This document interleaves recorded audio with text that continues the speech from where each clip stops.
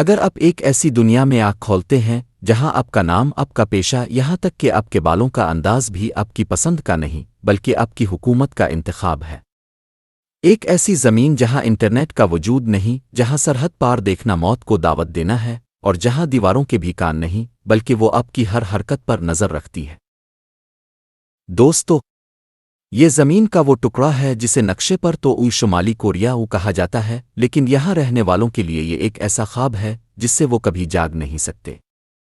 آج ہم اس آہنی پردے کے پیچھے جھانکیں گے اور دیکھیں گے کہ دنیا کے سب سے الگ تھلگ ملک میں زندگی کا اصل چہرہ کیا ہے۔ کیا یہ واقعی ایک طاقتور ملک ہے یا صرف ایک بہت بڑا اسٹیج جس پر 2.5 کروڑ لوگ ایک ڈرامہ کر رہے ہیں؟ شمالی کوریا کے دارالحکومت پیانگ یانگ میں صبح 6 بجے ایک خوفناک سائرن کی آواز گونجتی ہے۔ یہ محض الارم نہیں ہے، یہ ریاست کا حکم ہے کہ او جاگ جاؤ اور اپنے لیڈر کی خدمت کے لیے تیار ہو جاؤ۔ شمالی کوریا میں زندگی کا پہلا سبق یہ ہے کہ آپ فرد نہیں ہے بلکہ آپ ریاست کا ایک پرزہ ہے۔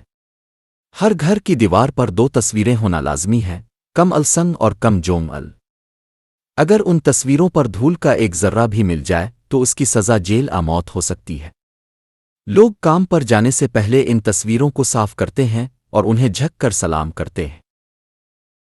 دلچسپ بات یہ ہے کہ پیانگ یانگ میں صرف ان لوگوں کو رہنے کی اجازت دی جاتی ہے جو حکومت کے وفادار ہوتے ہیں۔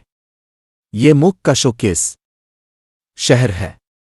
یہاں کی سڑکیں چوڑی ہیں، عمارتیں رنگین ہیں، لیکن اگر آپ غور سے دیکھیں تو ان گلیوں میں وہ رونق نہیں جو دنیا کے دیگر شہروں میں ہوتی ہے۔ یہاں کے لوگ خاموش ہیں، ان کی نظریں زمین پر جھکی ہوئی ہیں، اور ان کے سینوں پر ہمیشہ اپنے عظیم لیڈر کا بیج لگا ہوتا ہے۔ اس بیج کے بغیر گھر سے نکلنا ایک جرم ہے۔ لیکن کیا آپ جانتے ہیں کہ شمالی کوریا میں آپ کی قسمت آپ کی محنت سے نہیں بلکہ آپ کے خون سے طے ہوتی ہے؟ اسے کہتے ہیں سونگ بن سسٹم۔ یہ ایک ایسا ظالمانہ سماجی ڈھانچہ ہے جو آپ کی پیدائش سے پہلے ہی طے کر دیتا ہے کہ آپ کو اچھی خوراک ملے گی یا آپ فاقوں مریں گے۔ شمالی کوریا کے شہریوں کو 3 بڑے گروہوں میں تقسیم کیا گیا ہے: بنیادی طبقہ، ڈاواڈول طبقہ اور دشمن طبقہ۔ بنیادی طبقہ یہ وہ لوگ ہیں جن کے آباؤ اجداد نے کم خاندان کے ساتھ مل کر جنگیں لڑیں۔ انہیں بہترین تعلیم، پیانگ یانگ میں گھر اور گوشت والی خوراک نصیب ہوتی ہے۔ ڈاواڈول طبقہ یہ عام لوگ ہیں جن پر حکومت نظر رکھتی ہے۔ یہ ٹیکنیشین چھوٹے ملازم بن سکتے ہیں۔ دشمن طبقہ یہ وہ بدقسمت لوگ ہیں جن کے کسی بزرگ نے کبھی حکومت کے خلاف بات کی تھی یا وہ مذہبی تھے۔ ان کی 3 نسلوں کو غلامی، کان کنی اور بدترین غربت کی زندگی گزارنی پڑتی ہے۔ یہاں اجتماعی سزا کا قانون رائج ہے۔ اگر ایک شخص کوئی سیاسی گناہ کرتا ہے تو اس کے والدین، اس کی بیوی اور اس کے بچوں کو بھی حراستی کیمپوں میں ڈال دیا جاتا ہے۔ آپ کے دادا کی ایک غلطی آپ کے پوتے کے مستقبل کو تباہ کر آیا تھا، جس میں لاکھوں لوگ ہلاک ہو گئے تھے، اور آج بھی حالات بہت زیادہ مختلف نہیں ہیں۔ حکومت ہر چیز کنٹرول کرتی ہے، لیکن جب سرکاری راشن ختم ہو گیا تو عوام نے زندہ رہنے کا اپنا راستہ نکال لیا۔ اسے کہتے ہیں جنگ مادام وا بلیک مارکیٹ۔ ان منڈیوں میں وہ سب کچھ ملتا ہے جو ممنوع ہے، چینی کپڑے، جنوبی کوریا کے ڈراموں والی USB، اور یہاں تک کہ امریکی چاکلیٹ بھی۔ ناظرین، اگر کوئی پکڑا جائے تو اسے اصلاحی کیمپ بھیج دیا جاتا ہے، لیکن بھوک موت سے زیادہ طاقتور ہوتی ہے۔ لوگ اپنی جان جوکھم میں ڈال کر سرحد پار سے اسمگل شدہ سامان لاتے ہیں، کیونکہ سرکاری راشن میں صرف مکئی اور گندم کا آٹا ملتا ہے جو ایک انسان کے زندہ رہنے کے لیے کافی نہیں۔ رات کے وقت خلا سے لی گئی تصاویر میں شمالی کوریا ایک سیاہ سوراخ کی طرح لگتا ہے۔ جب دنیا نیٹ فلیکس دیکھ رہی ہوتی ہے، شمالی کوریا کا ایک عام شہری موم بتی کی روشنی میں اپنے بچوں کو بھوک بھلانے کے قصے سنا رہا ہوتا ہے۔ ہر سال سینکڑوں لوگ اپنی زندگی کی سب سے بڑی شرط لگاتے ہیں، وہ سرحد عبور کرنے کی کوشش کرتے ہیں۔ دوستو، ان کا مقصد صرف آزادی نہیں بلکہ ایک پیٹ بھر کر کھانا کھانا ہوتا ہے۔ لیکن یہ راستہ موت کا راستہ ہے۔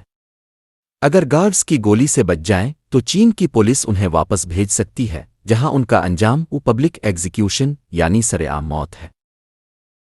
دوستو، شمالی کوریا کی زندگی ایک ایسی پہلی ہے جسے دنیا آج تک حل نہیں کر سکی۔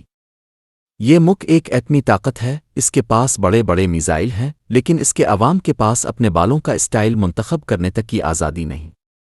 ہم اکثر سوچتے ہیں کہ کیا یہ لوگ خوش ہیں؟ سچ تو یہ ہے کہ انہیں یہ بھی نہیں معلوم کہ خوشی آزادی ہوتی کیا ہے، کیونکہ انہوں نے کبھی اس کے علاوہ کچھ دیکھا ہی نہیں۔ شمالی کوریا صرف ایک ملک نہیں، یہ انسانی برداشت کا ایک امتحان ہے۔ یہ ہمیں یاد دلاتا ہے کہ آزادی کتنی بڑی نعمت ہے، اور اس کی کمی انسان کو ایک زندہ لاش بنا دیتی ہے۔ اگلی بار جب آپ انٹرنیٹ استعمال کریں، آپ اپنی مرضی کا کھانا کھائیں، تو ایک لمحے کے لیے ان 2.5 کروڑ لوگوں کے بارے میں ضرور سوچیے گا، جو آج بھی ایک ایسے سورج کا انتظار کر رہے ہیں جو کبھی ان کی مرضی سے طلوع نہیں ہوا۔ شمالی کوریا کی یہ پراسرار دنیا دیکھ کر آپ کے ذہن میں پہلا خیال کیا آپ کو لگتا ہے کہ کبھی ان لوگوں کو وہ آزادی مل پائے گی جس کی یہ حقدار ہے؟ اپنی رائے کا اظہار نیچے کمنٹ سیکشن میں ضرور کریں، کیونکہ آپ کی آواز ان کی خاموشی کو توڑنے میں مدد دے سکتی ہے۔ اگر آپ کو یہ دستاویزی فلم معلوماتی لگی تو اسے لائک کریں اور اپنے دوستوں کے ساتھ شیئر کریں۔ ایسی ہی مزید سنسنی خیز اور حقائق پر مبنی ویڈیوز دیکھنے کے لیے ہمارے چینل کو سبسکرائب کرنا اور بیل آئیکن دبانا نہ بھولیں۔